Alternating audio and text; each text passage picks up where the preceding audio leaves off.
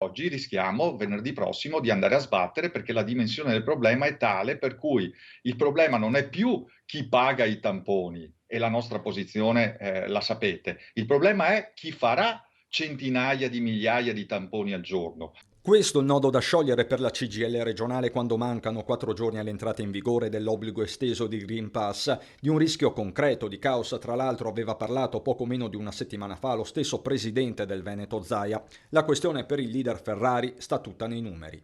Più o meno 300.000, questa è la dimensione della platea non ancora immunizzata. Da venerdì noi dovremmo fare 150.000 tamponi ogni 1 o 2 giorni. Se pensi che nel momento più intenso dell'emergenza sanitaria, quando c'era il tracciamento più capillare, riuscivamo a manapela a farle 50.000, vorrei chiedere, questa volta io lo chiedo, dove andranno questi lavoratori a fare il tampone? Non stiamo parlando di Novax, non stiamo parlando tantomeno di fascisti che vanno in giro, stiamo parlando di persone normali che hanno un timore. Da qui la necessità per la CGIL di aumentare il numero di test somministrati dalle ULS e di continuare a informare sull'uso del vaccino, anche portando gli esperti nelle fabbriche. Adesso ce la giochiamo qui la partita, cioè capire se riusciamo a sfondare questa soglia del 90-92% di vaccinati che ci metterebbe a garanzia. Sullo sfondo i fatti di Roma con l'assalto alla sede della CGIL che raccontano di una fase delicatissima. Immagini agghiaccianti